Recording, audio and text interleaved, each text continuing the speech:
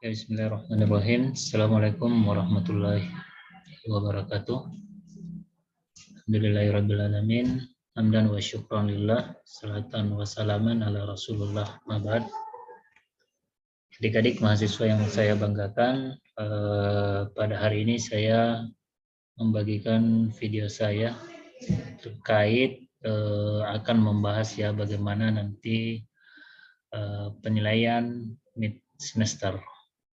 Ya, jadi terkait dengan tugasnya pekan lalu saya sudah periksa dengan baik. Ya, jadi saya melihat progres penyelesaian tugasnya sudah sangat bagus ya.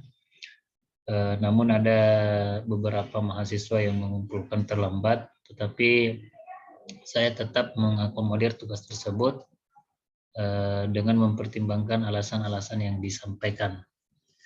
Ya, sebelum saya menyampaikan nanti bagaimana teknis tugas mid semester, saya dulu akan melakukan feedback ya terkait dengan tugas yang telah diselesaikan, yakni analisis validitas dan reliable terkait dengan angket yang telah diuji cobakan. Saya melihat ada beberapa ya, sebagian besar mahasiswa yang mengalami atau melaksanakan tugasnya dengan sedikit kesalahan ya, khususnya dari segi analisis validitas. Saya share screen dulu.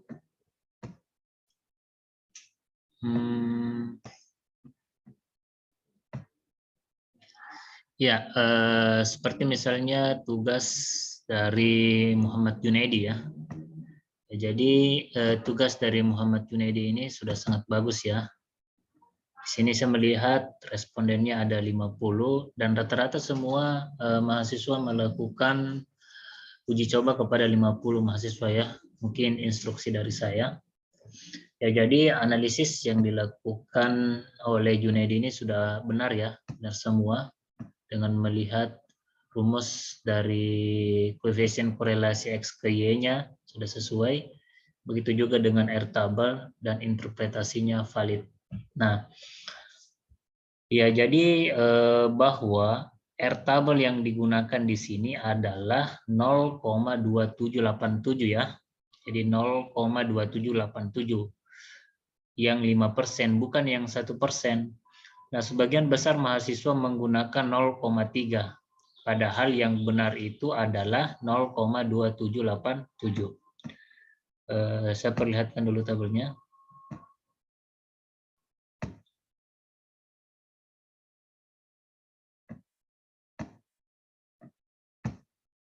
Ya, ya jadi yang kita gunakan di sini nilai R-tabel itu yakni pada taraf signifikansi itu 5% ya.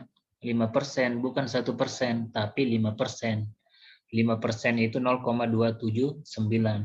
Sementara sebagian besar mahasiswa menggunakan 0,361. Jadi bukan ini yang digunakan ya, tetapi 0,27. Ya, jadi pada penelitian pendidikan menggunakan taraf signifikansi 5%. Kecuali kalau misalnya penelitian kedokteran atau penelitian yang menggunakan lab, maka taraf signifikansinya itu 1%. Nah, apa sih itu taraf signifikan? Jadi taraf signifikan ini adalah batas kesalahan kewajaran atau batas kewajaran kesalahan. Ya, jadi di dalam penelitian kita toleransi kesalahannya itu 5%. Ya, jadi ada kemungkinan kesalahan 5%.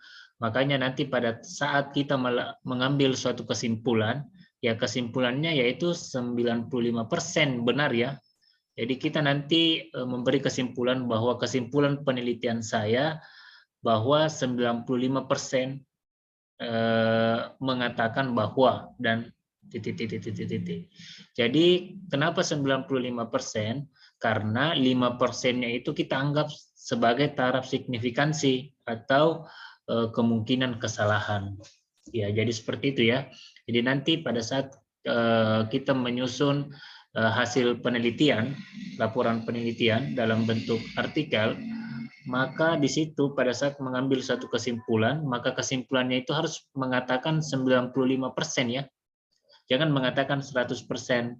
Jadi kita mengatakan bahwa berdasarkan hasil penelitian yang telah saya lakukan, menyimpulkan bahwa dengan batas kepercayaan 95% terjadi pengaruh antara motivasi dengan minat belajar siswa dalam proses pembelajaran daring ya. Jadi seperti itu, harus menggunakan taraf signifikansi 5% atau kepercayaannya itu 95%.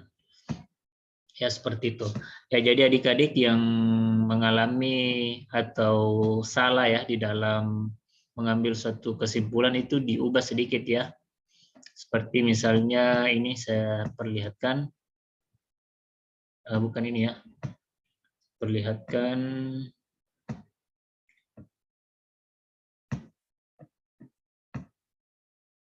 ya ini. Misalnya saya tidak tahu ini tugas siapa ya, tapi tugasnya adik-adik.